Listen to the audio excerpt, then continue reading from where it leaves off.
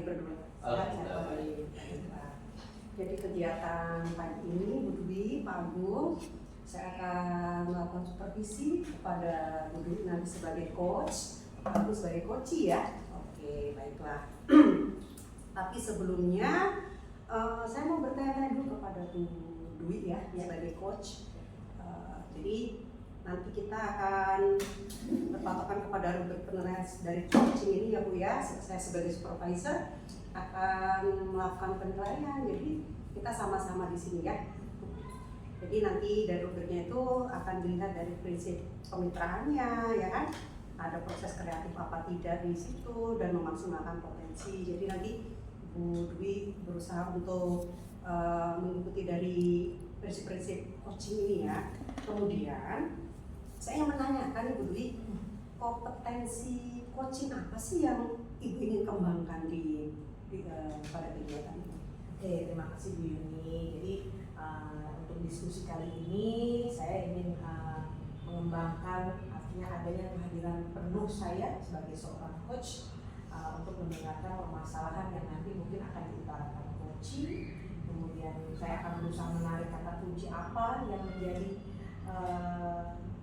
pokok atau nilai dari diskusi kali ini, permasalahan-permasalahan dari coaching. Kemudian saya akan berusaha memberikan pertanyaan-pertanyaan berbobot sehingga coaching akan dapat menemukan solusi-solusi. Baik, luar biasa banget nih. Kemudian di bagian kompetensi mana nih yang spesifik untuk Ibu ingin observasi nih? Oke, Bu Yuni, pada diskusi kali ini saya ingin adanya upaya-upaya mendengarkan secara aktif ya dari permasalahan coaching. Kemudian ya tadi yang tadi sudah saya sampaikan bahwa pertanyaan-pertanyaan berbobot apa yang nanti saya ingin kuatkan ya, kembangkan sehingga coaching nanti bisa mengarahkan coaching untuk menemukan permasalahan. Oke. Nah, kalau indikator ketercapaiannya apa nih Bu? Tujuan apa ketercapaian dari tujuan pengembangan yang tadi diinginkan itu? Oh iya, jadi begini Bu Yuni, nanti kan arahnya bahwa kita sebagai seorang coach ingin mengarahkan coaching itu dapat menemukan langkah-langkah yang nanti diupayakan untuk penyelesaian setiap permasalahannya. Itu sih Bu Yuni, jadi agar nanti si coaching bisa dengan sendirinya menyelesaikan masalah, kita mengarahkan dengan dia menyelesaikan masalahnya dengan lebih baik. Itu sih. Oke. Kalau begitu lanjut saja ya Pak Agung, Bu Dwi. Nanti silakan melakukan coaching. Ya, persilakan. Oke, selamat pagi Pak Agung. Pagi Bu Dwi. Kita ketemu lagi nih ya Pak Agung ya. Iya. Gimana kondisinya hari ini Pak Agung? Alhamdulillah baik Bu Dwi. Oke, kegiatan-kegiatan apa saja yang sudah Pak Agung lakukan nih kemarin-kemarin yang bikin semangat hari ini? Kelihatannya semangat sekali. Ya, saya pasti mencharge atau ini ya, melakukan refreshing ya, berpekan dengan nonton bola, berolahraga dan bermain bersama keluarga sih. Itu sih yang membuat hari Senin ini sangat cerah ceria. Oh gitu ya Pak Agung ya. Tapi dari kecerahan Pak Agung kayaknya ada sedikit-sedikit yang masih mengganjal di hati Pak Agung. Pasti. Gimana tuh Pak Agung? Saya lihatnya kayaknya agak sedikit mengganggu nih di awal hari Senin ini. Oke, memang karena kita ini masih hidup di dunia ya, jadi tentu banyak persoalan ada yang mengganjal. Dan kita mulai hari Senin ini itu dengan ditemukannya fakta bahwa saya kembali didorong untuk menjadi bendahara untuk tahun ke-6. Sedangkan posisi saya sudah 2 tahun berjalan menjadi wakil kepala sekolah. Nah ini sebenarnya agak berat saya menerimanya, fakta tersebut terkait dengan tumpang tindihnya kerja tambahan. Itu juga diiringi dengan posisi saya yang menjadi wali kelas 6. Jadi saya rasa sudah kurang proporsional ya kebijakan terkait dengan banyaknya saya mengampu jabatan di sekolah. Jadi ya itu sih sedikit mengganjal, namun kita berupaya untuk memberikan yang terbaik tentunya dengan juga memberi rasionalisasi tentang mencari keterangan lah kenapa saya yang harus kembali menjadi bendahara di tahun ke-6 gitu. Jadi yang kalau dari ceritanya Pak Agung nih, Pak Agung sekarang agak sedikit terbebani ya dengan kok masih tetap diangkat sebagai bendahara ya. Meskipun sekarang sudah menjabat juga nih jadi wakil kepala sekolah ya. Ditambah tugas sebagai wali kelas 6. Luar biasa Pak Agung. Pasti pihak sekolah sebenarnya sudah melihat nih potensi Pak Agung yang luar biasa. Kira-kira kenapa hal ini menjadi beban dari Pak Agung dengan padahal orang sangat memimpikan loh mempunyai jabatan sebagai bendahara, wakil kepala sekolah. Jadi kira-kira kenapa itu menjadi beban Pak Agung? Beban itu karena sudah muncul kebijakan dari Sudin Dinas itu bahwasanya P3K sudah bisa jadi bendahara. Tentu saja manajerial yang bagus itu mampu mendistribusikan orang sesuai dengan porsi kerjanya, tidak berat sebelah. Jadi berdasarkan itu makanya saya ingin mengajukan namanya koreksi terhadap kebijakan tersebut. Itu karena sebenarnya yang manajerial dalam sebuah lembaga, di setiap lembaga itu pasti tentu ada distribution kerjaan, tidak dibebankan di satu titik dong.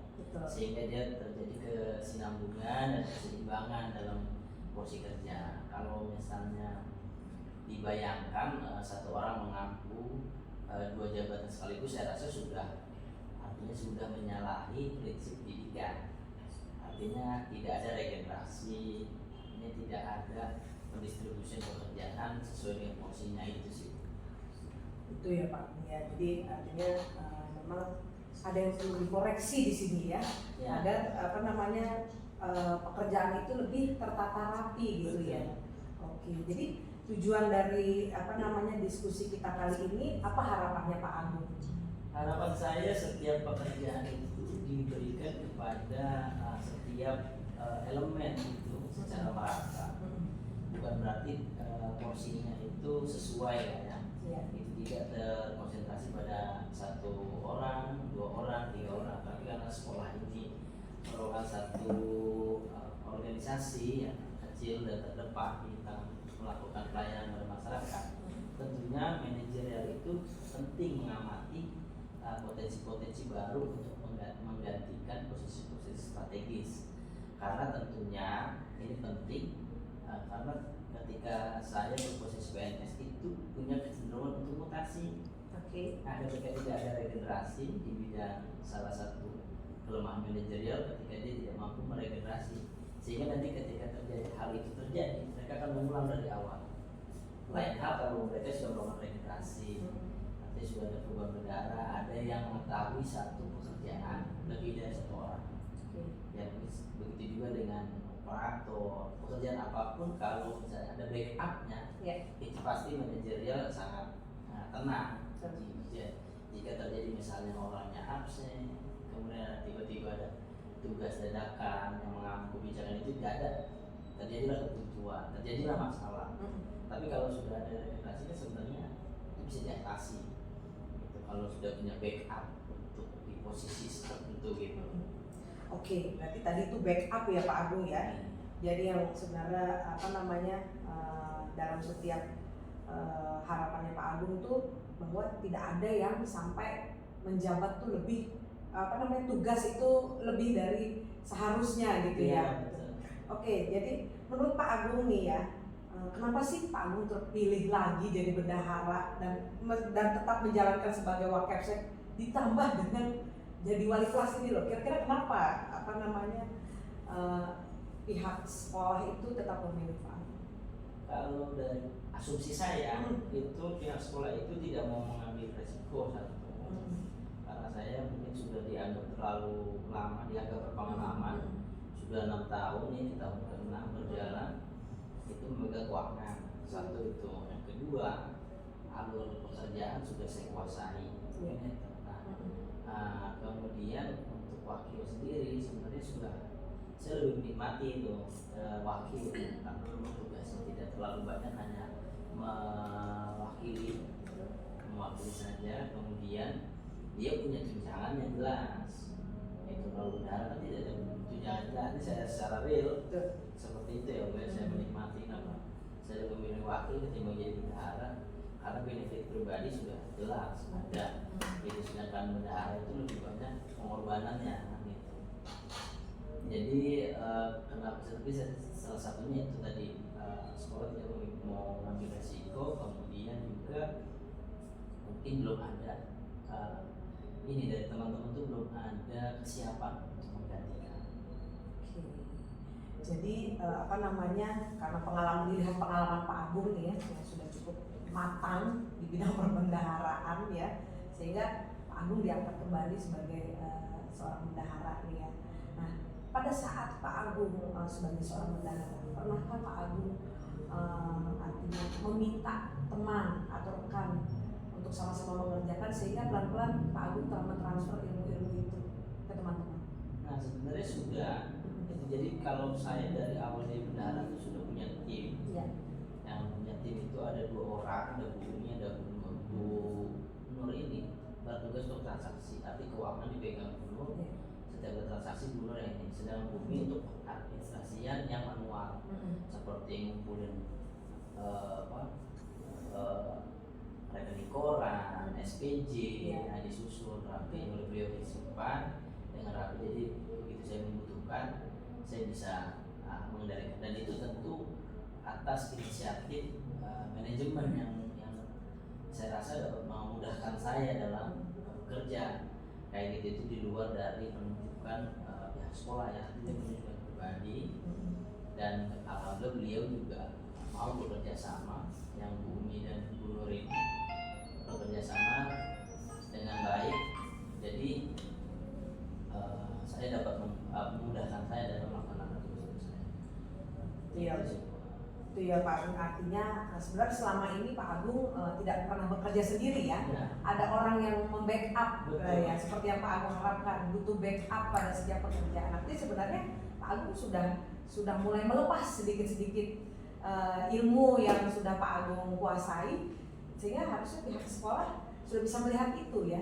Nah, problemnya itu memang saya yang menguasai digitalnya saya. Oke. Jadi online, apa yang online, transaksi LKS, penyusunan LKS online-nya, transaksinya, pelaporan secara online itu saya yang lakukan. Nah, ini yang belum terdistribusi kepada pengetahuannya kepada teman-teman, dan tidak ada yang kunjung datang juga gitu. Kalau saya kan orangnya ya kalau mau tahu ya harus datang dong ya. Posisi saya di sini, dia harus datang untuk bisa menerima apa yang dia butuhkan. Gitu, tidak, saya bukan tipe orang yang mengantarkan. Oh ini seperti ini sebenarnya kita harus menggurui gitu ya. Jadi ini kamu sini, ini nih enggak gitu. Kalau dia minta pasti kita berikan. Gitu. Jadi artinya tidak ada orang yang susul, dan juga tim saya itu sudah mengeluarkan statement gitu misalnya. Saya tidak akan membantu keuangan kalau bendaharanya bukan saya. Nah ini yang menjadi problem tersendiri kayak gitu. Jadi kepala sekolah itu menjadi berat untuk mengganti gitu. Sedangkan saya merasa terbantu dengan hadirnya ibu-ibu ini lebih senior dari saya, Bu Nur dan Bu Umi. Prinsip saya kan kalau banyak orang yang mengetahui tentang keuangan tentu saya akan lebih mawas diri untuk bisa, misalnya saya mau menyelewengkan apa yang ada orang yang melihat itu. Kedua orang kepala sekolah juga ada operator yang bisa memantau pergerakan keuangan, paling itu. Jadi artinya sekarang itu masih terkendala di sistem digital, pelaporan digital ini ya Pak Agung ya, sehingga kalau dari manualnya mungkin mereka sudah ready ya. Cuma yang sistem digital, mengingat sekarang perkembangannya semakin tinggi ya. Dulu tuh kita kan pakai cek gitu ya, terus mungkin bikin bond, dari bikin bond pakai cek transfernya, terus sekarang sudah transfer semua online. Oke Pak Agung, ini kan menjadi polemik ya. Artinya ini akan, kalau kita sudah tidak nyaman dengan pekerjaan kita, artinya itu akan mempengaruhi kinerja kita pastinya. Nah, terus kira-kira apa nih rencana rencana Pak Agung dalam penyelesaian masalah polemik terutama di dirinya Pak Agung dulu nih, karena mengingat tugas kan sudah deal nih, SK sudah keluar. Pengajuan, artinya pengajuan ini sudah ini tinggal running. Nah sekarang bagaimana Pak Agung merencanakan aksi untuk penyelesaian masalah agar tidak menjadi polemik, terutama untuk diri sendiri dulu. Oke, pertama saya harus mereschedule beberapa kegiatan saya, mulai dari CGP, saya harus ngerjain tesis juga di akhir tahun ini, itu yang targetnya harus minimal sidang proposal lah, sehingga Januari bisa sidang tesis.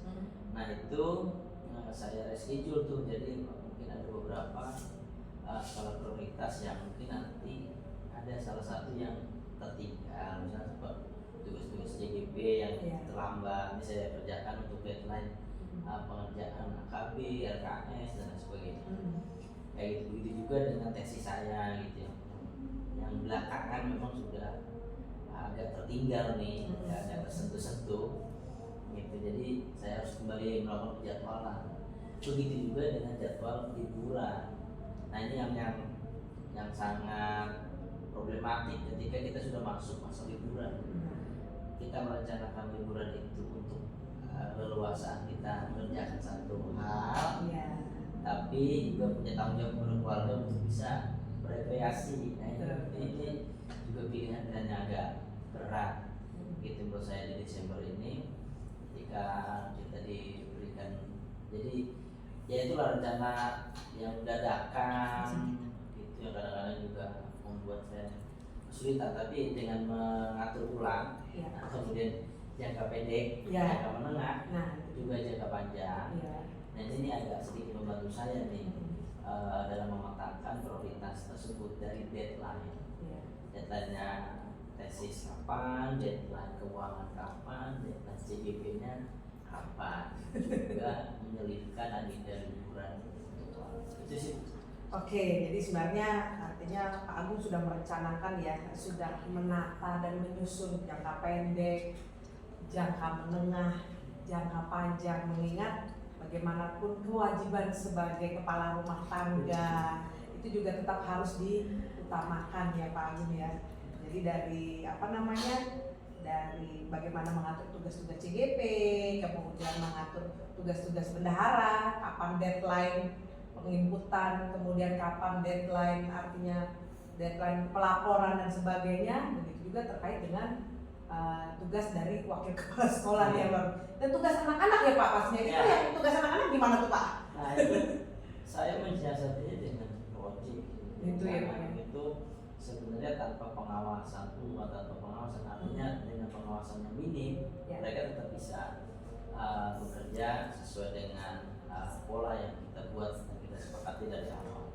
Karena saya mengambilnya dengan proyek-proyek, jadi untuk produktivitas saya rasa anak-anak di kelas 6 itu sudah punya produk yang bisa kita gambarkan seperti buku, penerbitan buku, kemudian podcast di NOI, sudah ada sedikit, dan juga kita karya wisata dengan buat makalah. Jadi mereka itu tetap punya produk yang berdasarkan proyek, ada proyek perubahan kami yang bisa kita atau secara berkala. Gitu. Oke, luar biasa nih Pak Agung.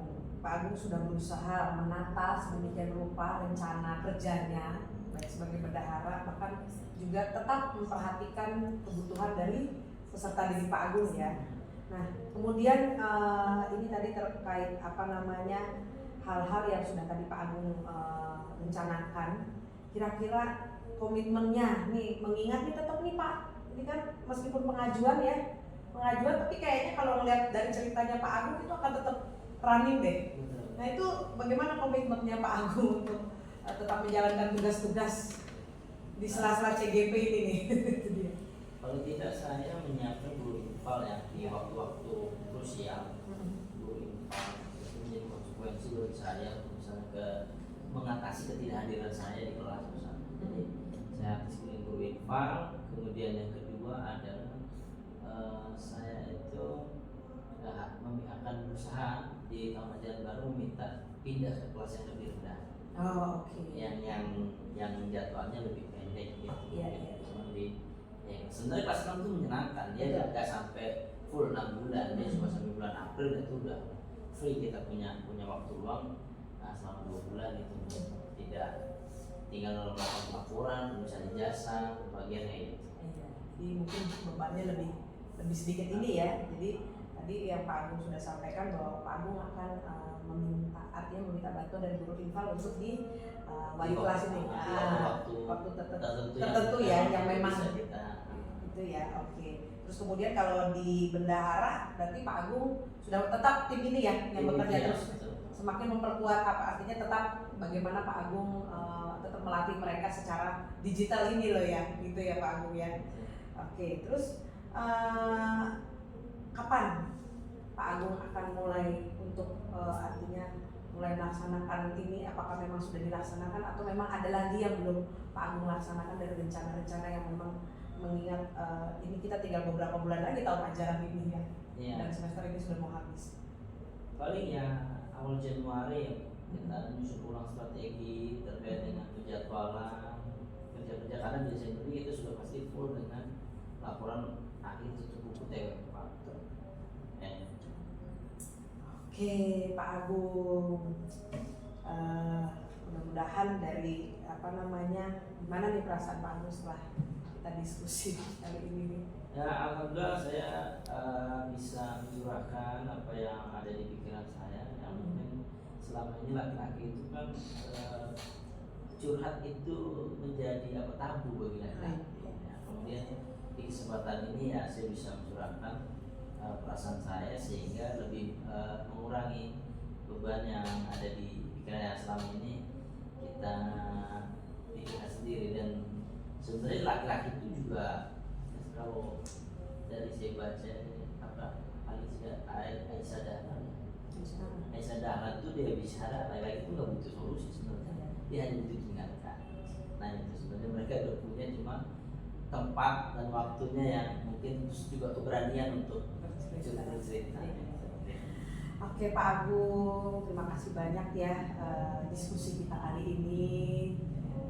Mudah-mudahan tadi Pak Agung dari permasalahan Pak Agung, dari rencana yang sudah Pak Agung siapkan terkait bagaimana penyelesaian masalahnya, mudah-mudahan Pak Agung bisa jalankan dengan baik ya. Jangan sungkan untuk bercerita ya, kita semua tim, jadi Pak Agung bisa bercerita dengan kita kapan saja. Baik, terima kasih kembali Bu Dwi. Oke, sampai ketemu lagi Pak Agung. Baik. Oke. Terima kasih Pak Agung, Bu Dwi, luar biasa sekali ya. Tapi sebelum saya memberikan hasil catatan observasi tadi saya pengen nanya ke Bu Dwi sebelumnya. Pada saat coaching tadi itu indikator ketercapaian pengembangan yang diinginkan apa nih Bu?